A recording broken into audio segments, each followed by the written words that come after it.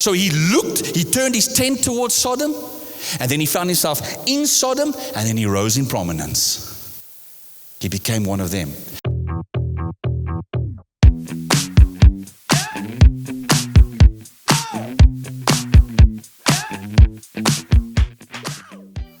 Well, what about Lot?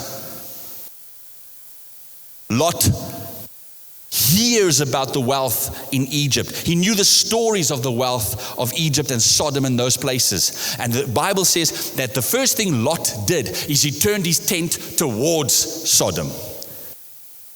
Sodra jy in die rigting van sonde beginne kyk en loer en smag, dis waar die probleme begin. So be careful when you're looking at the girl here on the campus and you desire the desires of the flesh.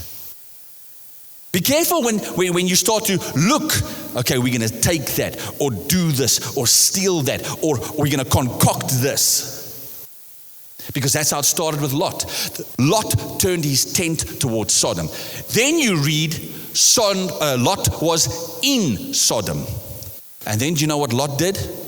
You see, when the angels came to the city and they were looking for Lot and his family, where did they find him?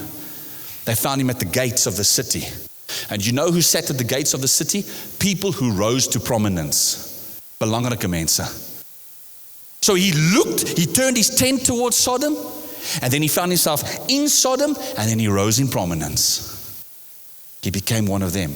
And watch this. Lot did not change Sodom. Sodom changed Lot. And it cost him his marriage. It cost him his family. And yet the Bible says he was righteous. Because you read in that story how the angels grabbed him and they pulled him out of Sodom. Dis hoeveel die Here jou lief het. That's how much he loves you. And that's why you're here.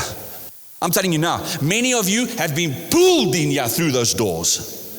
You've been pulled to School of Fire. You've been pulled to A4J. That's his love for you. That's his mercy. That's his grace.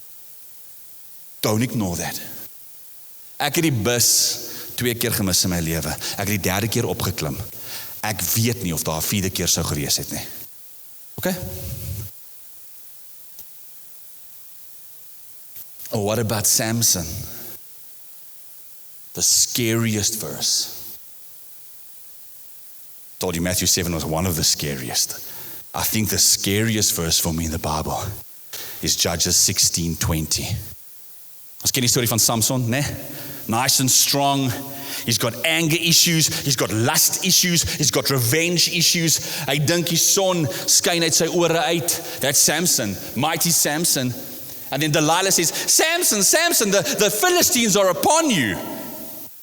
And then Samson gets up there and he thinks he's going to sort them out like he always does. And then the Bible says there in Judges 16:20, but Samson did not know that the Lord had left him.